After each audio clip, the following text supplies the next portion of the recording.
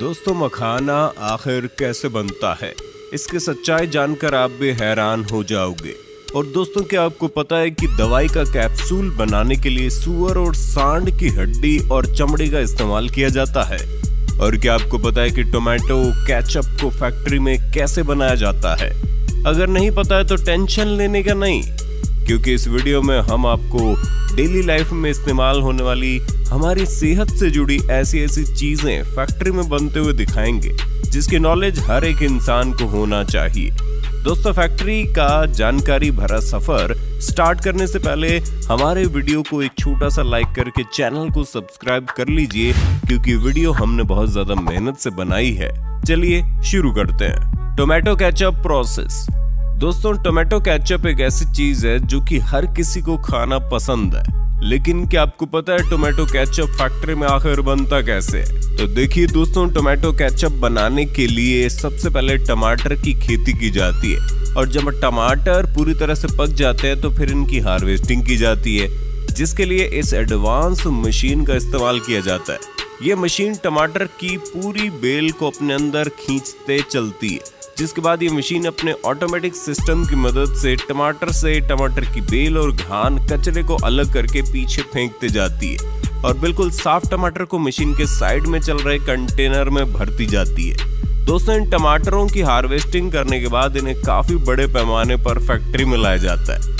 Factory में लाने के बाद सबसे पहले इन टमाटरों को ट्रक से अनलोड करके कन्वेयर बेल्ट पर डाल दिया जाता है, और फिर आगे ये टमाटर कन्वेयर बेल्ट के जरिए पानी के बड़े से कंटेनर में गिरते जाते हैं, जहाँ इन टमाटरों को पानी से अच्छी तरह धोया जाता है। और जब ये टमाटर बिल्कुल साफ हो जाते हैं तो इन्हें कन्वेयर बेल्ट के जरिए वर्कर्स के पास भेज दिया जाता है। यहाँ वर्कर्स इन टमाटरों में से खराब टमाटर छांट कर अलग कर देते हैं, जिसके बाद इन टमाटरों को एक ऑटोमेटिक मशीन से गुजारा जाता है। ये ऑटोमेटिक मशीन अपने सेंसर की मदद से कच्चे और हरे हरे टमाटर को बाहर निकाल फेंकती है।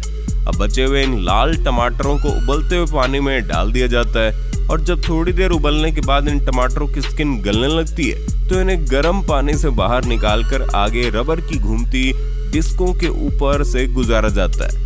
साथ ही साथ इनके ऊपर से काफी फोर्स के साथ गर्म पानी भी गिराया जाता है, जिसकी वजह से इनका छिलका बड़े आराम से उतर जाता है। इसके बाद इन टमाटरों को कन्वेयर बेल्ट की मदद से आगे भेजा जाता है, जहां वर्कर्स इन्हें हाथों से पकड़ कर अच्छी तरह से चेक करते हैं, ताकि कोई भी टमाटर छिलके के साथ न चला जाए। इसके बाद इन टमाटरों को एक ग्राइंडर मशीन में डालकर इनका पेस्ट बना लिया जाता है, जिसके बाद इस पेस्ट को एक मिक्सिंग मशीन में डाल दिया जाता है। इस मशीन के नीचे वाले हिस्से से शुगर सिरप को डाला जाता है, और मशीन के ऊपर वाले हिस्से से टमाटर के पेस्ट को डाला जाता है। इसी दौरान इसमें मसालों को भी डाल दिया जाता है, और फिर इसे अच्छी तरह मिक्स करके 100 डिग्री पर हीट करके पका लिया जाता है। और जब ये अच्छी तरह से पक के टोमेटो केचप बन जाता है तो फिर इसे बोतलों में भरकर पैक कर दिया जाता है। मखाना मेकिंग प्रोसेस। दोस्तों, आपको जानकर हैरानी होगी कि मखाने की खेती जमीन के ऊपर नहीं, बल्कि जमीन के नीचे तालाब में होती है।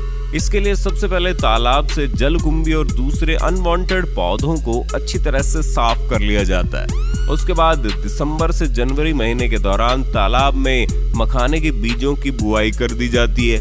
देखिए दोस्तों, मखाने का बीज कुछ इस तरह का दिखाई देता है।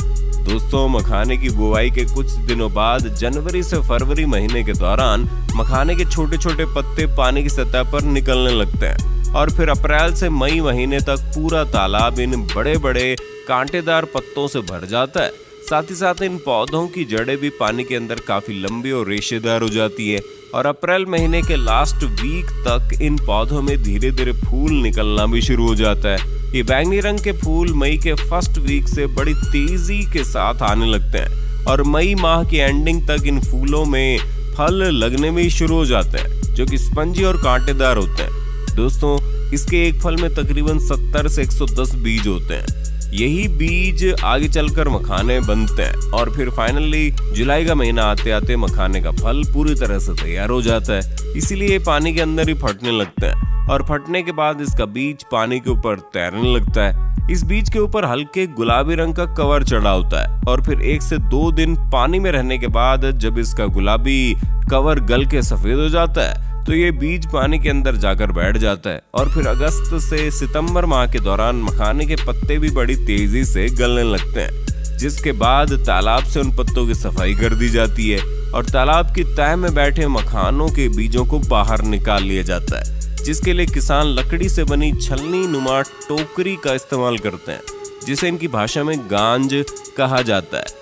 और जब सारे बीज बाहर निकाल लिए जाते हैं तो पैरों से मसल कर इनकी सफाई की जाती है, जिसकी वजह से बीज के ऊपर की परत निकल जाती है। उसके बाद इन बीजों को पानी से धोकर अच्छी तरह से साफ करके इन्हें अलग अलग प्रकार की छलनी में छाना जाता है, जिससे छोटे छोटे बीज और बड़े बड़े बीज अलग हो जाते हैं और फिर इन्हें धूप में सूखने के लिए फैला दिया जाता है। और जब ये सूखकर काले से हल्के लाल रंग में बदल जाते हैं तो इन बीजों को उसी दिन बिना बालू की मिट्टी के कढ़ाई में भूना जाता है और भुनाई के बाद इन बीजों को टोकरियों में भरकर ठंडी छायादार जगह पर कुछ दिनों के लिए रखा जाता है, जिससे इन बीजों के हार्ड छिलके ढीले पड़ने लगते हैं। उसके बाद इन बीजों को थोड़ी थोड़ी मात्रा में दोबारा से कढ़ाई में भूना जाता है। इस बार इन बीजों को 4 मिट्टी की और 1 लोहे की कढ़ाई में यानी कि टोटल 5 कढ़ाई में भुना जाता है। और जब लोहे की कढ़ाई में भूनते समय इन बीजों से फट-फट की आवाज आने लगती है तो इसे तुरंत बाहर निकाल कर लकड़ी के हथौड़े से एक ठोस जगह पर पीटा जाता है, जिसकी वजह से इन बीजों का हार्ड छिलका टूट जाता है और काफी गर्म होने की वजह से अंदर का बीज फूटकर लावा के रूप में बाहर निकलता है और इसी लावे को हम मखाना कहते हैं। जिसके बाद इन मखानों से छिलके को अलग करके इन्हें पैक कर दिया जाता है। Chip making process. दोस्तों क्या आपको पता है लेज यानी चिप्स जैसे प्रोडक्ट फैक्ट्री में आखिर बनता कैसे है? देखिए दोस्तों, पोटैटो चिप्स बनाने के लिए पहले खेतों से आलूओं को तोड़कर फैक्ट्री में लाया जाता है। फैक्ट्री में लाने के बाद सबसे पहले इन्हें गर्म पानी में धोया जाता है। इसके बाद इन आलूओं को छीलने के लिए इस मशीन से गुजारा जाता है और जब ये मशीन आलूओं को छील लेती है तो इन्हें एक बार फिर से पानी में धोया जाता है, जिसके बाद इन आलूओं को स्लाइसर मशीन में डालकर चिप्स के शेप में काट लिया जाता है और फिर इन चिप्स को तेल में डालकर फ्राई किया जाता है। अच्छी तरह से फ्राई करने के बाद इन चिप्स के ऊपर मसाला डालकर मिक्स किया जाता है और फिर इन तैयार चिप्स को एक एडवांस मशीन में डाला जाता है। ये एडवांस मशीन इन चिप्स को बड़ी आसानी के साथ बिल्कुल बराबर मात्रा में पैक कर देती है। Coconut oil making process. दोस्तों ये तो आपको पता ही होगा, नारियल का तेल सिर्फ सर में लगाने के लिए नहीं होता बल्कि खाने के लिए भी इस्तेमाल होता है। लेकिन क्या आपको पता है नारियल का तेल फैक्ट्री में आखिर बनता कैसे है? देखिए दोस्तों, नारियल का तेल बनाने के लिए सबसे पहले नारियल के पेड़ों से कच्चे नारियलों को तोड़कर फैक्ट्री में लाया जाता है। फैक्ट्री में लाने के बाद इन्हें कुछ दिनों तक सुखाया जाता है और जब ये सूख जाते हैं तो इनके ऊपर ही छिलके को उतार लिया जाता है और फिर एक मशीन की मदद से इनके हार्ड शेल को भी तोड़कर निकाल लिया जाता है। अब वर्कर्स इन नारियलों की ऊपरी लेयर को भी छील कर इन्हें टकला कर देते हैं। इसके बाद इन नारियलों को पंक्चर करके इनका सारा पानी निकाल लिया जाता है। फिर इन नारियलों के छोटे छोटे टुकड़े करके इन्हें 3 बार अलग अलग करके धोया जाता है। अच्छी तरह से धोने के बाद इन्हें ग्राइंडर मशीन में डाल दिया जाता है। ये ग्राइंडर मशीन इन्हें पीसकर बारीक पाउडर में बदल देती है। इसके बाद इस बारीक पाउडर को कंप्रेसर मशीन में डाल दिया जाता है। ये मशीन नारियल के पाउडर को कंप्रेस करके एक साइड से वेस्ट निकालती है और दूसरी साइड से तेल निकालती है, जिसके बाद तेल को बोतलों में भरकर मार्केट में भेज दिया जाता है। Capsule making process.